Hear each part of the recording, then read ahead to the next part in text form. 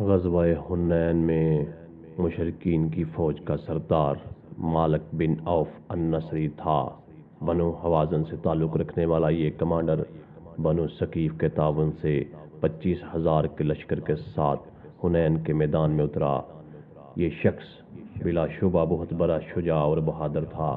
اس کا احترام اس درجہ تھا کہ اس نے جب یہ فیصلہ سنایا کہ پوری قوم اپنے ساتھ اپنے مال، مویشی، عورتیں اور بچے بھی لے کر میدان جنگ میں آئے تو لوگوں نے اس کی اس بات کو تسلیم کر لیا۔ اس کے موقف کی مخالفت بھی کی گئی، مگر اس کے باوجود یہ اپنی بات پر ڈٹا رہا۔ اس کا موقف تھا کہ ہمارے فوجیوں کو معلوم ہوگا کہ ہم نے اسی میدان میں ڈٹے رہنا ہے، راہ فرار اختیار نہیں کرنی، کیونکہ جن کے پاس بھاگ کر جانا ہے وہ تو ہمارے پاس ہیں۔ اگر اس کی فوجی تنظیم اور ترتیب کو دیکھا جائے تو وہ بڑی کامیابی تھی۔ یہی وجہ ہے کہ جنگ کے آغاز میں مسلمانوں کے قدم اکھڑ گئے اور وہ بھاگنے لگے۔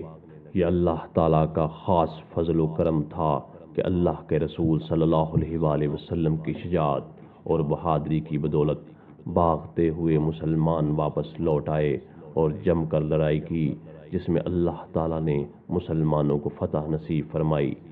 بنو ثقیف اور بنو حوازن بھاگ اٹھے۔ ان بھاگنے والوں میں اس فوج کا کمانڈر مالک بن عوف بھی تھا۔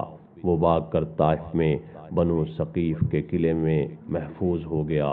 اسی دوران میں اس کے قبیلے بنو حوازن نے اسلام لانے کے بارے میں سوچا اور رحمت للعالمین صلی اللہ علیہ وآلہ وسلم کی خدمت میں حاضر ہوئے۔ اللہ کے رسول صلی اللہ علیہ وآلہ وسلم نے ان کی عورتیں اور بچے واپس کر دیے۔ غزوہ حنین کے کمانڈر مالک بن عوف کی حالت یہ ہوئی کہ اپنے قبیلے سے الگ بنو ثقیف کے رحم و کرم پر ہے۔ نہ اس کے پاس مال و متاع، نہ قبیلے کے افراد۔ اسے بنو ثقیف سے بھی ڈر کہ وہ اسے حنین کی جنگ میں ہزیمت کا ذمہ دار ٹھہرا کر قتل نہ کر دیں۔ یہ مالک بن عوف ہے جو شکست خوردہ کمانڈر ہے، کسی کو شکل دکھانے کے قابل نہیں۔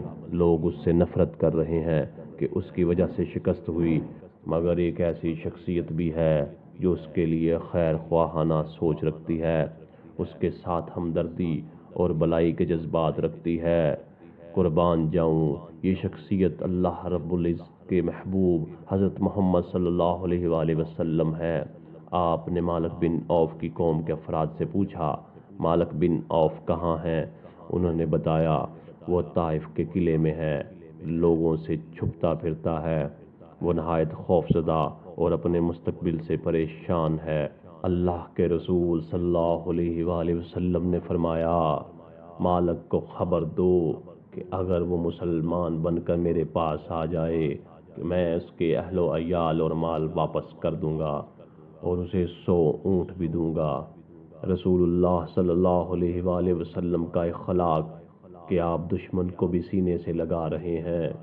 مالک بن عوف کو جب اللہ کے رسول صلی اللہ علیہ وآلہ وسلم کا پیغام ملا تو گویا یہ اس کے دل کی آواز تھی۔